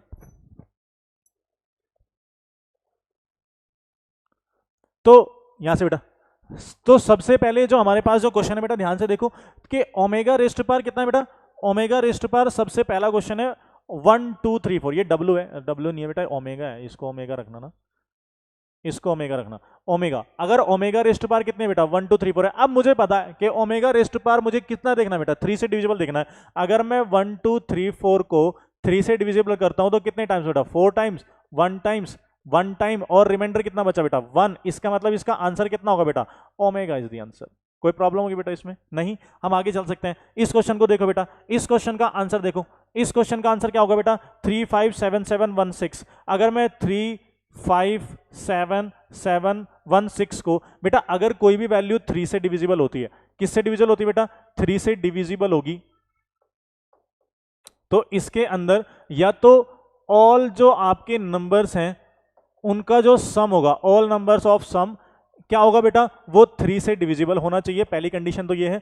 दूसरी कंडीशन क्या है बेटा कि पूरा का पूरा फॉर्मेशन आप सॉल्व करके देख लेंगे कि पूरी की पूरी जो वैल्यूज हैं आप इसको 3 से डिविजिबल कर देंगे। 3 से डिविजिबल हो सकती है तो भी आप इसको क्या बोल सकते हैं बेटा 3 से डिविजिबल है। या फिर आप चेक करके ये भी देख सकते हैं बेटा कि 3 से डिविजिबल होने के लिए आप इसमें छोटी छोटी सी इंफॉर्मेशन और देख सकते हैं कि अगर किसी वैल्यू को 3 से डिविजिबल होना है तो बेसिकली क्या करेंगे बेटा हम इस पूरी इंफॉर्मेशन को 3 से डिविजिबल कर देंगे। क्लियर? तो या फिर ऐसा बोल सकते हैं कि मेरे पास जो 3 से डिविजिबल होने वाले जो टर्म्स हो सकते हैं वो 3 ही टर्म्स हो सकते हैं कि या तो वो 3 के टाइप की टर्म्स होगी। कैसे होंगी बेटा? या तो वो 3 के टाइप की टर्म्स होंगी, या 3 के प्लस 1 टाइप की टर्म्स होंगी, या 3 के प्लस 2 टाइप की टर्म्स होंगी। क्लियर बेटा? ये जो 3 के प्लस 2 टाइप की टर्म्स है ये 3 के माइनस 1 टाइप की टर्म्स भी हो सकती है, कोई प्रॉब्लम नहीं है उसको बोलने में। क्लियर बेटा? अगर ये 3 के माइनस 1 टर्म की हो सकती है वो 3 के माइनस 2 टाइप की टर्म्स हो सकती है। अगर ऐसी टाइप्स भी दिखाई दे जाती है तो भी आप उसको ना 3 के माइनस अगर 1 टाइप का टर्म दिखाई दे तो आप समझ जाना कि वो 3 के प्लस में 2 टाइप का टर्म है। क्लियर बेटा? तो यहां से हम आंसर दे सकते हैं। अब इसको अगर 3 से डिविजन करूं तो 3 बन जा 3, ये बेटा 3 बन जा 3, 2 27, 27 ऑलवेज कैंसिल आउट, फिर 3 2 जा 6, 11, 3 3 जा 9, 26, यहाँ पे कितना बचा 3 8 जा 24, 2, तो यहाँ पे पावर ओमेगा स्क्वायर बचा है, मतलब कि रिमाइंडर 2 बचा है, तो इसका मतलब ओमेगा स्क्वायर यहाँ पे वैल्यू बचेगी, तो आप इसको आंसर बोल सकते हैं omega square is the answer मेरा। क्लियर है बेटा? यहाँ पे कोई किसी बच्चे को डाउट आ रहा है? बहुत सिंपल सिंपल से क्वेश्चंस हैं और बहुत बेसिक सी इन्फॉर्मेशन हमारे पास होती है उसको सॉल्व करने की। क्लियर ना? जैसे कि मैं नेक्स्ट क्वेश्चन की तरफ चलता हूँ बेटा, यहाँ से एक और इन्फॉर्मेशन मेरे पास है जिसको मैं, आप इसको एक बार सॉल्व करके देखो जल्दी से।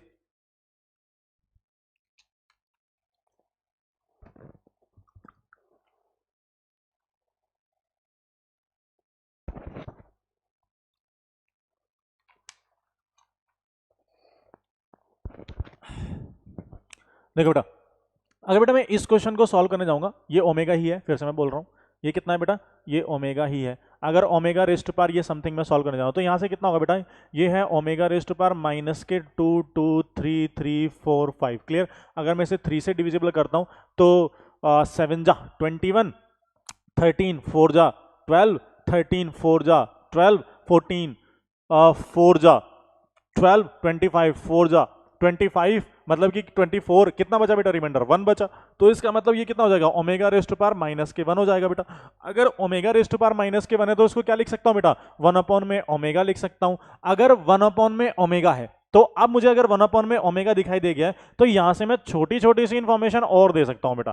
क्लियर? अब उस छोटी सी इंफॉर्मेशन को याद रखना आपका काम है। क्लियर?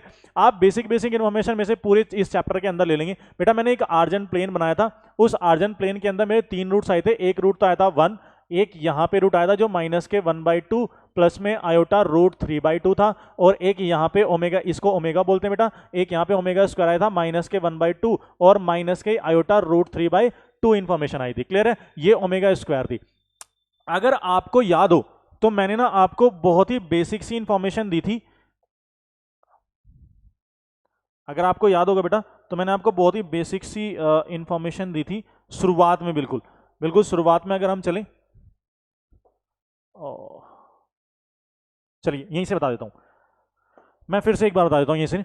आप, मैंने यहाँ पे एक 3 और 4 पॉइंट लिया था जिसके रेस्पेक्ट में यहाँ पे 4 और यहाँ पे कितना बेटा 3 डिस्टेंस था, इसको मैंने 5 बोल दिया था। क्लियर है बेटा?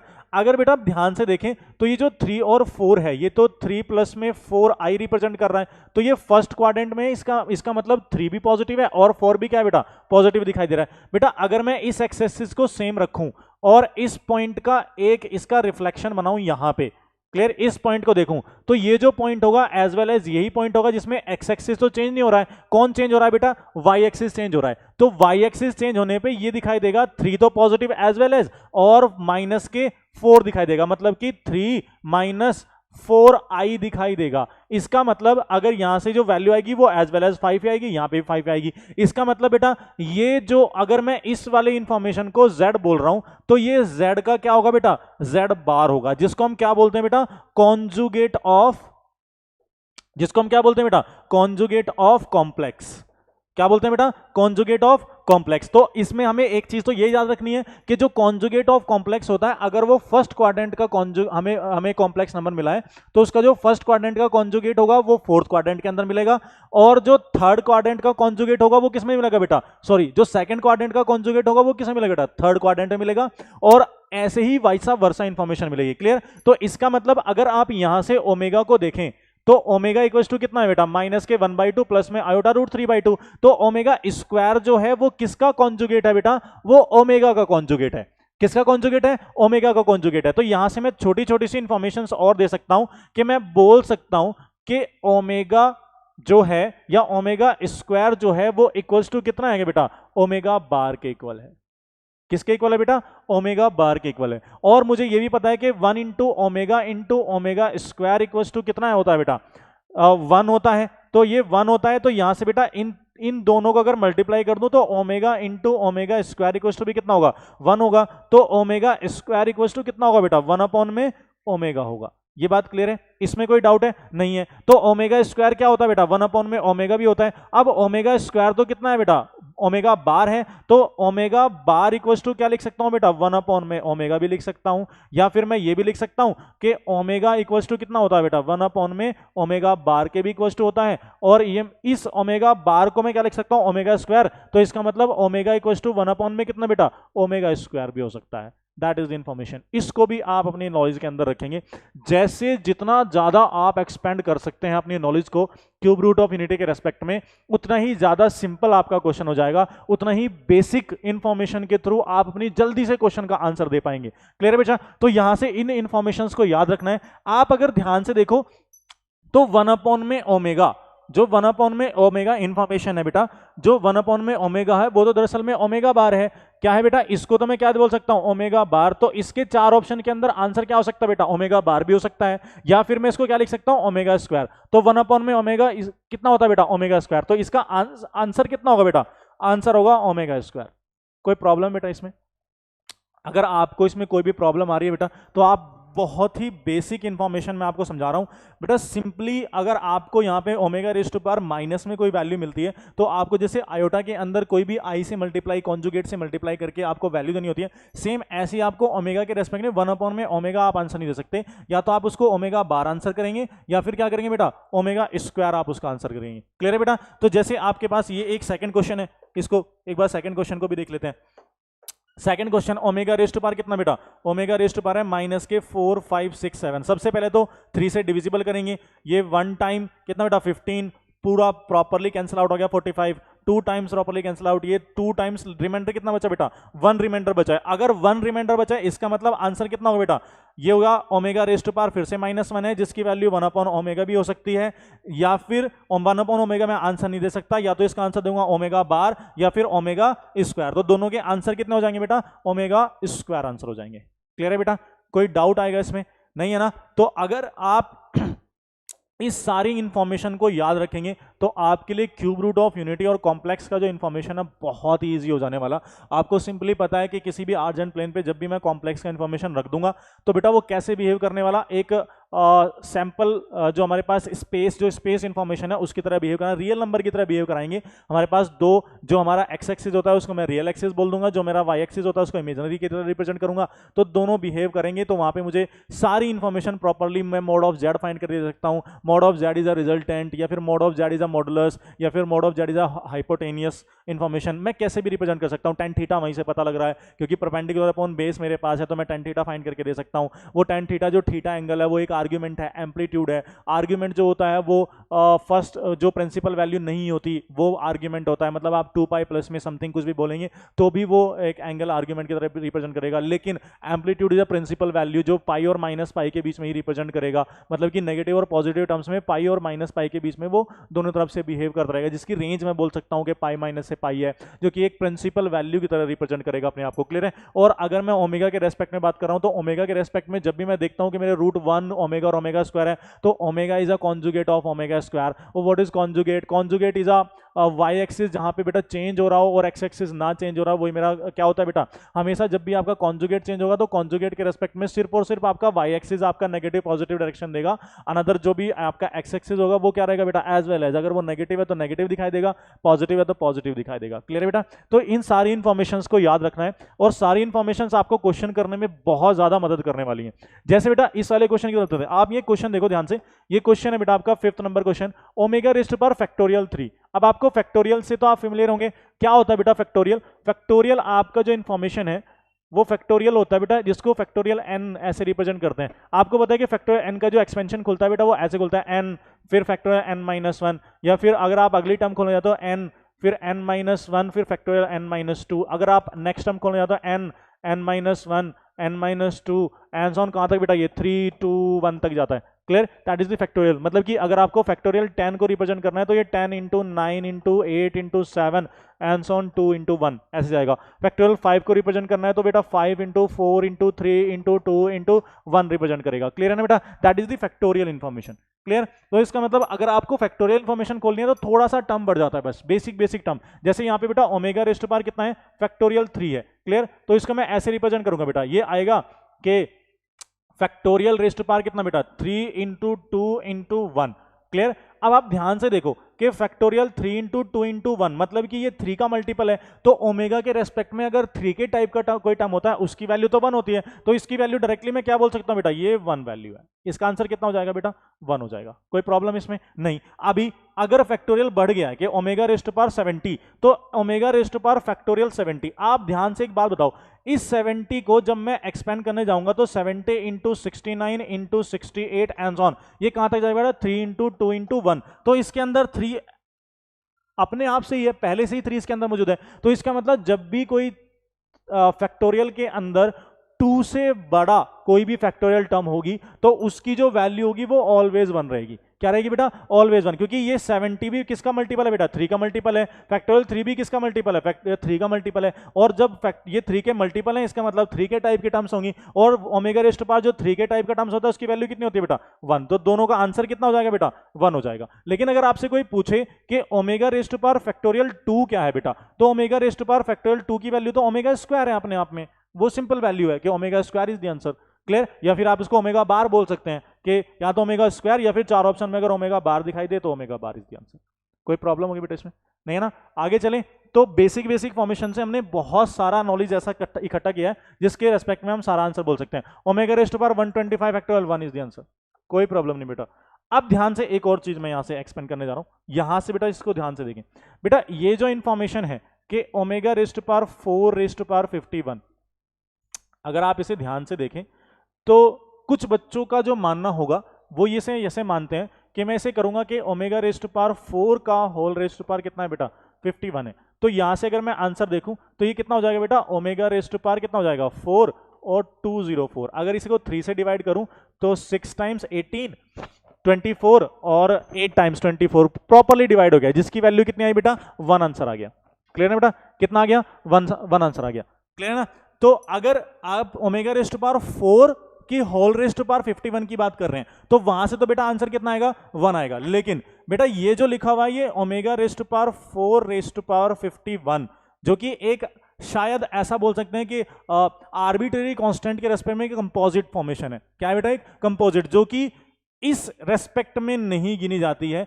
इसको बेटा प्रॉपरली अलग से सॉल्व करना पड़ेगा। जैसे कि कुछ बच्चे यहाँ पे आंसर ना 1 दे के जाएंगे इसका आंसर, लेकिन इसका आंसर जो आने वाला है वो ऐसा आएगा बेटा। मैं इसको ना प्रॉपरली कॉम्बिनेशन इंफॉर्मेशन से खोलने वाला हूं या बाइनोमियल थ्योरम के रेस्पेक्ट में एक्सपेंड करने वाला हूं। इस 4 को बेटा मैं 3 प्लस में 1 रेज़्ड पावर 51 लिखूंगा।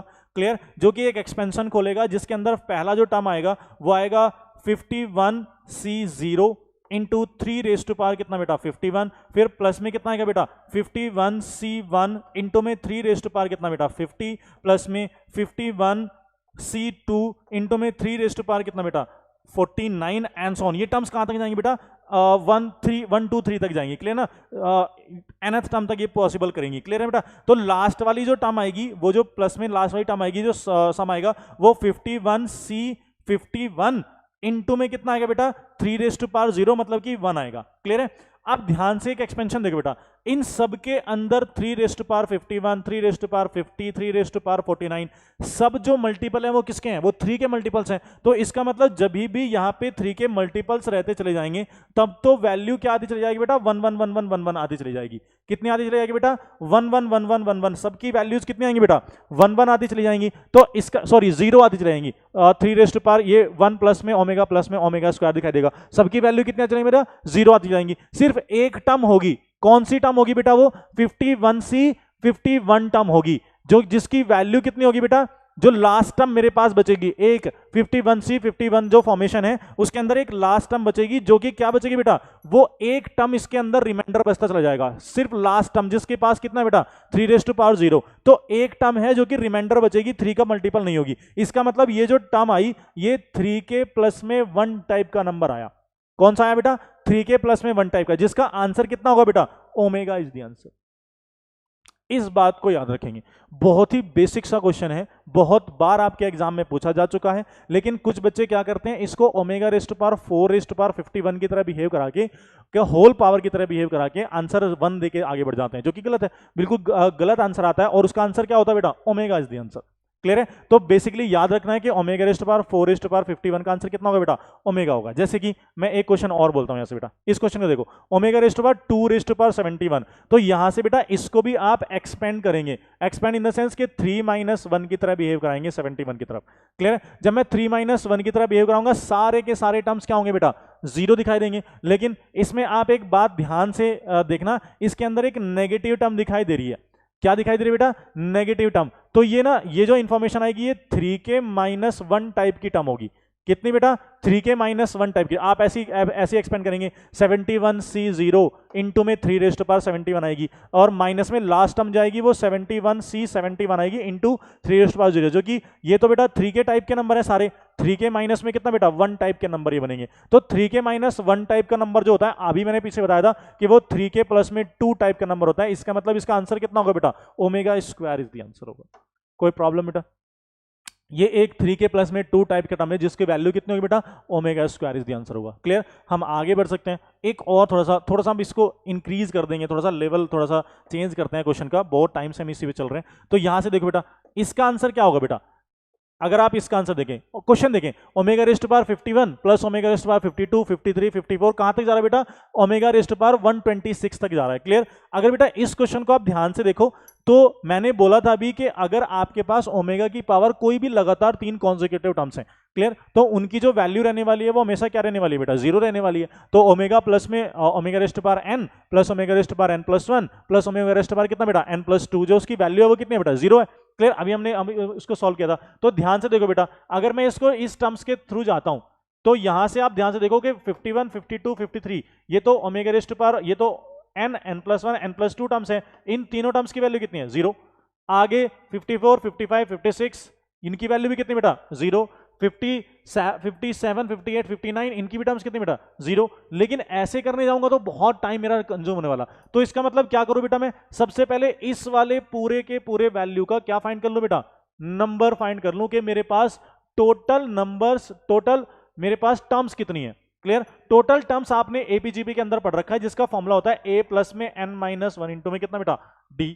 अब आपको पता है a की वैल्यू कितनी है बेटा 51 प्लस में n-1 as well as d की वैल्यू कितनी है बेटा 1। तो ये इक्वल टू किसके है बेटा टोटल टर्म्स कितनी है बेटा 126 टर्म है। इसका मतलब बेटा कितना n इक्वल टू में कितना बेटा 126 माइनस में 50 तो n इक्वल टू कितना बेटा 76 टर्म्स।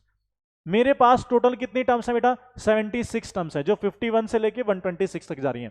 अगर 76 टर्म्स हैं तो 76 टर्म को अगर मैं 3 से डिविजिबल करूं तो कितने टर्म्स बेटा 25 3 जा कैंसिल आउट हो जाएगा, एक टर्म बचेगी। तो इसका मतलब 25 जो पेयर बनेंगे उनकी वैल्यू तो कितनी है बेटा 0 है। कितनी है बेटा 25 टर्म्स की जो पेयर बनेंगे उन पेयर की वैल्यू कितनी है बेटा 0 है। लास्ट में ω⁴125 तक तो सबकी वैल्यू कितनी है बेटा 0। लास्ट में एक टर्म बचेगी ω⁴ कितना बेटा 126। अगर इसको 3 से डिविजिबल करता हूं तो ये कितना आएगा बेटा 4 1 मतलब कि प्रॉपर्ली डिविजिबल हो रहा है। इसकी वैल्यू कितनी आएगी बेटा इसकी वैल्यू कितनी आएगी बेटा इसकी वैल्यू कितनी आएगी ω⁴ ये 3 के टाइप के टर्म्स है। अच्छा तो इसकी वैल्यू कितनी आएगी 1। तो इसका मतलब पूरे पूरे जो फॉर्मेशन है उसकी वैल्यू कितनी आने वाली बेटा 1 आने वाली। तो सबकी वैल्यू 0 है, आंसर कितना है बेटा 1। क्लियर है? किसी कोई डाउट है बेटा इसमें? 76 टर्म्स थी, हमने सबसे पहले टर्म्स फाइंड की, टर्म्स को देखा कि कितने पेयर बनने वाले, 3 पेयर्स का वैल्यू 0 होगा तो 3 पेयर्स के 25 टर्म्स पेयर बने, 25 पेयर्स की वैल्यू 0 है, लास्ट में एक टर्म बच गई ओमेगा रेज़ टू पावर 126, जो ओमेगा रेज़ टू पावर 126 को डिवाइड किया तो वो बेटा 3 के टाइप का टर्म था जिसकी वैल्यू कितनी है 1। तो प्रॉपर्ली 0 प्लस में 0 प्लस में 0 25 टर्म तक जाएगा, लास्ट में एक टर्म का वैल्यू 1 होगा, तो इसका मतलब आंसर कितना होगा बेटा 1।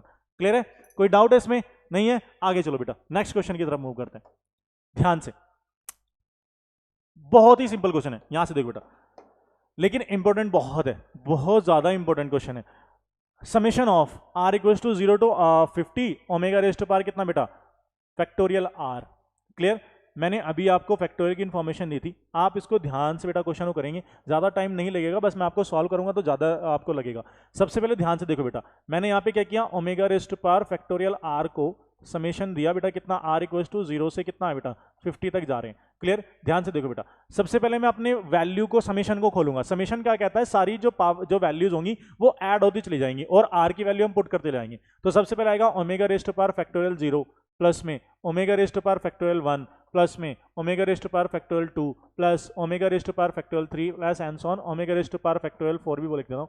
एंड सो ऑन कहाँ तक जाएगा बेटा, ये omega raise to power plus में फैक्टोरियल 50 तक जाएगा। क्लियर है? अब ध्यान से बेटा, अगर मैंने इन सभी वैल्यू को, अब मैं फैक्टोरियल अपने ओपन करता हूं, फैक्टोरियल जब ओपन करूंगा तो omega raise to power factorial 0 की वैल्यू मैंने आपको पता है सबको 1 होती है, तो ये भी कितना आएगा बेटा ओमेगा, प्लस में ओमेगा रेज़ टू पावर 1 की वैल्यू भी कितनी बेटा ओमेगा, प्लस में ये कितना बेटा ओमेगा स्क्वायर, प्लस में ये कितना बेटा omega raise to power 6 plus. अब इसके बाद जितनी भी टर्म्स हैं, मैंने अभी बताया था कि अगर फैक्टोरियल मैं यूज कर रहा हूं तो omega raise to power factorial 3 के बाद जो भी टर्म्स होंगी वो सब क्या होंगी बेटा 3 का मल्टीपल होंगी, और ओमेगा रेज़ टू पावर 3 के टाइप के नंबर की वैल्यू कितनी होती है बेटा 1 होती है। इसका मतलब अगर मैं इन 3 टर्म्स को छोड़ दूं तो आगे आने वाली 50 टर्म्स तक, मतलब कि 47 टर्म्स की वैल्यू कितनी होगी बेटा 1 1 होगी। इसका मतलब आगे की सब टर्म की वैल्यू कितनी बेटा 47 है, प्लस में अब यहां पे मेरे पास है ओमेगा प्लस में कितना बेटा ओमेगा स्क्वायर। अगर आप ध्यान से देखें तो ओमेगा प्लस में ओमेगा स्क्वायर जो इंफॉर्मेशन है, यहां से बेटा मैं क्या रख सकता हूं कि इस ओमेगा को उठा के क्या लिख दूं बेटा, ओमेगा को उठा के यहां से ओमेगा प्लस में ओमेगा की वैल्यू -1 माइनस ओमेगा स्क्वायर लिख सकता हूं, और प्लस में कितना बेटा ये ओमेगा स्क्वायर है, ये कैंसिल आउट हो गया, तो इसने कितना बचा बेटा ओमेगा 47 में से -1 गया कितना बेटा प्लस के 46। तो आंसर कितना आ गया बेटा ओमेगा प्लस में 46 आ गया। क्लियर है? कोई डाउट है बेटा यहां पे किसी को? नहीं है ना? आंसर कितना है बेटा ओमेगा प्लस में कितना 46। लेकिन आप ध्यान से अगर देखो तो ये जो क्वेश्चन आया था आपके पीवाईक्यूज में है, वहां पे आंसर जो है 4 ऑप्शन मैच नहीं करेंगे आपके ओमेगा प्लस 46 में। अभी क्लास के थ्योरेटिकल पोर्शन में बताया था कि आपको कभी कभी ओमेगा की वैल्यू पुट करनी पड़ेगी। ओमेगा का जो रूट की वैल्यू होती है बेटा वो होती है -1/2 प्लस में आयोटा रूट 3/2। अगर मैं ओमेगा की वैल्यू पुट करूं तो -1/2 प्लस में आयोटा रूट 3/2, और ये कितना बेटा प्लस में 46। अब रियल पार्ट में रियल पार्ट ऐड होगा, तो जब रियल पार्ट में रियल पार्ट ऐड होगा तो वैल्यू कितनी आएगी बेटा 46 माइनस 1/2, मतलब कि 92 माइनस 1 कितना बेटा 91/2 प्लस में iota root 3/2 is the answer. 4 options के अंदर आपको ये आंसर मिलेगा। तो that is the formation of cube root of unity. आपको बहुत ही अच्छे टाइप के क्वेश्चंस भी उसमें देखने को मिलेंगे, जहां पे आपको सॉल्यूशन करने के लिए ज्यादा इसमें टाइम नहीं लगने वाला है। आप बस सिंपली 2 चीजें याद रखेंगे कि जो समेशन होता है वो क्या करता है बेटा एडिशन कर देता है, फैक्टोरियल जो होता है उसकी वैल्यूज 3 के मल्टीपल के बाद सभी 3 का मल्टीपल होंगी जिसकी वैल्यू 1 हो जाएगी। और अगर फैक्टोरियल 0 की वैल्यू कितनी होती है 1 होती है, फैक्टोरियल 1 की वैल्यू भी 1 होती है, फैक्टोरियल 2 की वैल्यू 2 होती है। तो यहां से हमें ओमेगा प्लस ओमेगा स्क्वायर मिला। ये फिर इंफॉर्मेशन पीछे पहुंची 1 प्लस ओमेगा स्क्वायर को मैं क्या लिख सकता हूं बेटा वो 0 होता है, तो वहां से मैं ओमेगा की वैल्यू -1 माइनस के ओमेगा स्क्वायर लिख सकता हूं। ओमेगा स्क्वायर से ओमेगा स्क्वायर कैंसिल आउट हुआ, ओमेगा प्लस में 46, ओमेगा का रूट की वैल्यू कितनी है बेटा -1/2 प्लस में iota root 3/2। That is the formation. इसको ऐसे बेटा अगर याद रखोगे तो कभी भी किसी क्वेश्चन में आप फंसोगे नहीं।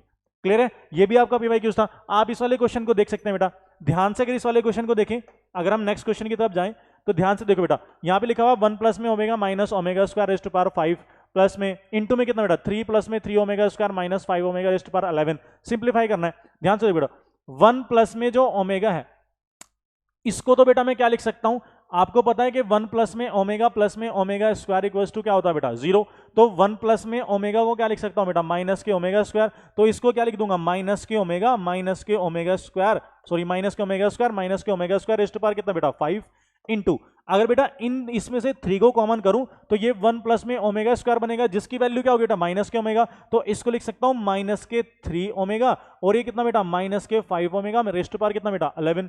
क्लियर, ये तो हो गया बेटा माइनस के 2 ओमेगा स्क्वायर रेस्ट पावर 5 और ये इंटू में कितना हो गया बेटा ये माइनस के 8 ओमेगा रेस्ट पावर कितना बेटा 11 हो गया। अब ध्यान से ये माइनस के 2 रेस्ट पावर कितना बेटा 5 इंटू ओमेगा रेस्ट पावर कितना बेटा 10 इंटू, अब ये कितना बेटा माइनस के 8 रेस्ट पावर कितना बेटा 11 और इंटू में ओमेगा रेस्ट पावर कितना बेटा 11। आप इसको सॉल्व कर लो, जब आप सॉल्व करेंगे कितना बेटा 2 रेस्ट पावर 5 कितना बेटा नेगेटिव ही वैल्यू रहेगी माइनस के 32।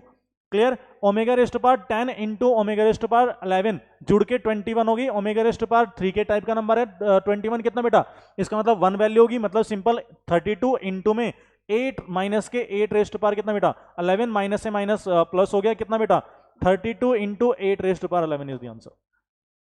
क्लियर बेटा, कितना आंसर आएगा बेटा 32 into 8 rest power 11 is the answer. Clear है, कोई डाउट होगा बेटा इसमें, नहीं है, और आगे चल सकते हैं। अब जो जितनी भी इंफॉर्मेशन मेरे पास कॉम्प्लेक्स के रेस्पेक्ट में या क्यूब रूट ऑफ यूनिटी के रेस्पेक्ट में हमने सॉल्व यहाँ पे गेन की है या ग्रैब की है, जितना भी हमने नॉलेज लिया है उसके रेस्पेक्ट में मैं छोटी छोटी सी चीज़ें और बोल सकता हूँ बेटा कि अगर आप बेसिकली ध्यान देंगे तो कॉम्प्लेक्स के रेस्पेक्ट में जितनी भी या फिर क्यूब रूट ऑफ यूनिटी के रेस्पेक्ट में मैंने जितनी भी अभी तक आपको बातें बताई हैं उसमें थोड़ा सा और एडिशन में आपको चीज़ें बताता हूँ जो आपके लिए बहुत इंपॉर्टेंट रहने वाली है। अगर आप ध्यान से देखो बेटा कि सम एडिशन इन्फॉर्मेशन जो एडिशन में करने वाला हूं, आपको पता है कि अगर मैं ऐसा लेट कर लेता हूं, लेट अजम्पशन है बेटा कि alpha is a cube root of a beta, then all cube root of beta will be alpha, alpha omega और अल्फा ओमेगा स्क्वायर होंगे। क्लियर, आपको बेसिकली पता है कि अगर मेरे पास जो वो जो एंगल आते वो जो मेरे रूट्स आते हैं वो कितना आता है बेटा 1 ओमेगा और ओमेगा स्क्वायर। अगर मैं अपने वैल्यू क्या मान लूं बेटा अल्फा मान लूं कि रूट को, तो वो अल्फा और अल्फा ओमेगा और अल्फा ओमेगा स्क्वायर रिप्रेजेंट होंगे, बस इस बात को याद रखना है। क्लियर है, तो अगर ऐसे बेटा अगर क्यूब रूट के रेस्पेक्ट में बातें कर रहा हूं तो क्यूब रूट के रेस्पेक्ट में तो आपको पता है कि 3 रूट्स आते हैं। अगर मैं फोर्थ रूट के रेस्पेक्ट में बात करूंगा तो if alpha is a fourth root of beta then will be roots कितने बेटा 4 रूट्स आएंगे। कौन कौन से रूट्स आएंगे बेटा, अब पावर 4 है तो एक बार पॉजिटिव अल्फा, एक बार नेगेटिव अल्फा, एक बार पॉजिटिव आयोटा अल्फा और एक बार नेगेटिव आयोटा अल्फा भी दिखाई देगा। क्लियर बेटा, जैसे कि example x raise to power 3 equals to 8 है तो आपको पता है कि उसके 3 रूट आने वाले, x raise to power 3 equals to 8 मतलब 8 रेज़ टू पावर 1/3 मतलब कि 2 2 और 2, लेकिन वो जो 2 2 और 2 इंफॉर्मेशन आने वाली है उसके रेस्पेक्ट में अगर मैं क्यूब रूट कॉम्प्लेक्स के रेस्पेक्ट में देख रहा हूं तो वो 2 2 ओमेगा और 2 ओमेगा स्क्वायर दिखाई देगी। क्लियर है बेटा, बस इस इंफॉर्मेशन को याद रखेंगे। आगे अगर मैं छोटी छोटी सी और इंफॉर्मेशन दूं, आपको पता है कि z raise to power 3 equals to अगर 1 है देन 3 रूट्स आपको मिलने वाले, कौन कौन से बेटा 1 ओमेगा और ओमेगा स्क्वायर। ये वाली इंफॉर्मेशन आपको याद करके मेमोराइज करके जानी है बेटा एग्जाम में। अगर मैं ध्यान से देखो इस 1 को इधर लेके आऊं तो ये इक्वल्स टू 0 के जाएगा, तो z raise to power 3 minus 1 equals to 3 roots आएंगे बेटा, एक तो z माइनस 1 ही रूट आएगा, एक z माइनस ओमेगा और एक z माइनस कितना बेटा ओमेगा स्क्वायर, जिसके तीनों के तीनों रूट्स क्या होंगे बेटा वो 1 ओमेगा और ओमेगा स्क्वायर ही है। क्लियर बेटा, ये तो वो z क्यूब माइनस 1। अगर बेटा ऐसा भी हो सकता है कि आपको z इक्वल्स टू में माइनस के z अगर मैं पुट करके जाऊं तो बेटा कितना होगा z क्यूब प्लस में 1 दिखाई देगा। जब z क्यूब प्लस में 1 दिखाई देगा तो रूट पॉजिटिव दिखाई देंगे, 1 प्लस में z, 1 z प्लस में ओमेगा और z प्लस में ओमेगा स्क्वायर, जिसके रूट्स क्या होंगे बेटा माइनस के 1, माइनस के ओमेगा और माइनस के ओमेगा स्क्वायर, 3 रूट्स दिखाई देंगे। क्लियर, ऐसा भी हो सकता है कि आपको कोई फैक्टर मिल जाए, आपको क्यूब रूट के रेस्पेक्ट में फैक्टर्स मिल जाए, एक तो आपको क्या मिल जाए क्वाड्रेटिक इक्वेशन और साथ में एक रूट मिल जाए, तो z माइनस 1 और z स्क्वायर प्लस में z प्लस में 1, यहां से z माइनस 1 के रेस्पेक्ट में 1 तो आ ही रहा है रूट पहला, तो इसके रूट्स क्या होंगे बेटा z स्क्वायर प्लस में z प्लस 1 के, एक तो z माइनस में ओमेगा और एक z माइनस में ओमेगा स्क्वायर, तो यहां से आपके 2 ही रूट्स निकल के आ जाएंगे, वो ओमेगा और ओमेगा स्क्वायर होंगे। क्लियर है बेटा, अगर आपको z minus 1 z square plus z plus 1 दिखाई दे सकता है तो z स्क्वायर माइनस में z प्लस 1 भी दिखाई दे सकता है, वहां आपके रूट्स क्या हो जाएंगे बेटा पॉजिटिव हो जाएंगे, जो कि माइनस के ओमेगा और माइनस के ओमेगा स्क्वायर दिखाई देंगे। क्लियर बेटा, इस पूरी इंफॉर्मेशन को याद रखना, अगर आपको ये सारे के सारे रूट्स याद रह गए तो किसी भी क्वेश्चन के अंदर आपको सॉल्यूशन नहीं करना पड़ेगा, आप डायरेक्टली रूट्स फाइंड करके उसकी वैल्यू पुटिंग करके आप आंसर दे सकते हैं।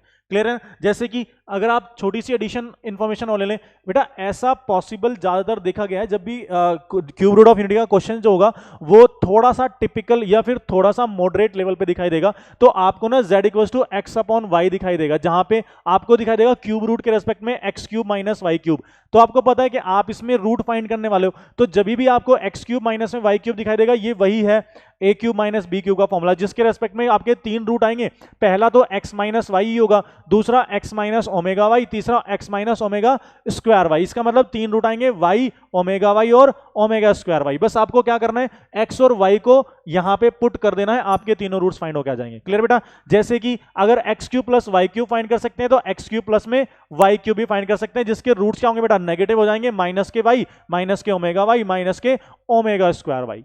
क्लियर बेटा? तो ये जो पूरी इंफॉर्मेशन है जिस रेस्पेक्ट में हमने आज पूरी जो क्लास की है, ये पूरी बेटा कॉम्प्लेक्स का रिप्रेजेंटेशन, आप कॉम्प्लेक्स को कैसे रिप्रेजेंट कर सकते हैं, 3 तरीके से रिप्रेजेंट कर सकते हैं। z इक्वल्स टू में x plus y, cos theta plus में i sin theta, e raise to power iota theta. Iota theta is a argument जो 2k पाई प्लस समथिंग दिखाई देता है। उसके रेस्पेक्ट में अगर आप डी मोविस थ्योरम के रेस्पेक्ट में जाएं तो आप cube root of unity find कर सकते हैं। जो क्यूब रूट ऑफ यूनिटी है उसकी जो इंफॉर्मेशन है वो मैंने आपको प्रॉपरली दे दी है, जो कि एक इक्विलेटरल ट्रायंगल बनाती है, जिसके सम का जो क्यूब रूट में 3 रूट्स आते हैं, तीनों रूट्स का सम 0 होता है, तीनों रूट्स का जो मल्टीपल होता है वो 1 होता है। उसी के रेस्पेक्ट में जो क्यूब रूट के रेस्पेक्ट में जो z ओमेगा स्क्वायर है वो ओमेगा बार होता है। तो इस पूरी इंफॉर्मेशन को अगर आप प्रॉपरली लर्न करके और मेमोराइज करके रखने वाले हैं तो आपके आराम से 10 से 15 नंबर, क्योंकि ये मैट्रिसेस और डिटर्मिनेंट के क्वेश्चंस के अंदर भी दिखाई देगा आपको, कैलकुलस के अंदर इसके क्वेश्चंस आपको दिखाई देंगे, और कॉम्प्लेक्स तो है ही कॉम्प्लेक्स के क्वेश्चन। और क्यूब रूट ऑफ यूनिटी का अपना खुद का वेटेज है जो कि 2 क्वेश्चंस आपके परमानेंट रखता है, जो 2 क्वेश्चंस के आने वाले हैं। तो लगभग हम 15 क्वेश्चन 10 से 15 नंबर या 20 नंबर के करीब तक भी हम इससे अपने निकाल सकते हैं। तो सभी बच्चे, जितने बच्चे आप आज इस क्लास को देख रहे हैं, वो सभी बच्चे अपने क्यूब रूट ऑफ यूनिटी के टॉपिक को कवर कर लें। इसके बाहर कुछ भी नहीं पूछा जाएगा, जितना बेसिक से, जितना प्रॉपरली मैंने इसको सॉल्व कर दिया है, जितना प्रॉपरली आपको एक्सप्लेन कर दिया है, इतना भी अगर आपने याद कर लिया तो इससे बाहर कोई भी क्वेश्चन आपका या कोई भी पैटर्न आपका नहीं जाने वाला है। बस आपको इसको मेमोराइज करके रखना है। पूरी क्लास के रेस्पेक्ट में जितनी मैंने प्रॉपर्टीज या जितनी मैंने एक्सप्लेनेशन या फिर जितनी मैंने नॉलेज का इंफॉर्मेशन आपको दिया है वो सब याद करके रखना है, मेमोराइज कर लेना है और अपने पेपर में इंप्लीमेंटेशन करना है उसको, कि जितनी ज़्यादा मैं जल्दी से कैलकुलेशन करने की कोशिश करूंगा, उससे बेहतर है कि मैं थोड़ा सा सोच के अपनी मेमोरी में उसको याद करके और मैं आंसर दे सकता हूं। क्लियर बेटा? तो जय हिंद सभी बच्चे। अब इस क्लास के लिए आप आगे जो हम टॉपिक करने वाले हैं उन टॉपिक्स को हम नेक्स्ट क्लास में, आप स्क्वायर रूट ऑफ यूनिटी की भी क्लास में आपके लिए लेके आऊंगा, क्वाड्रेटिक इक्वेशन की भी क्लास में लेके आने वाला हूं। तो सभी बच्चे जुड़े रहिए ब्रिगेडियर डिफेंस एकेडमी से, और अपनी 14 तारीख की जो आपकी प्रिपरेशन चल रही है उसे और पुख्ता करते रहिए। जय हिंद क्लास।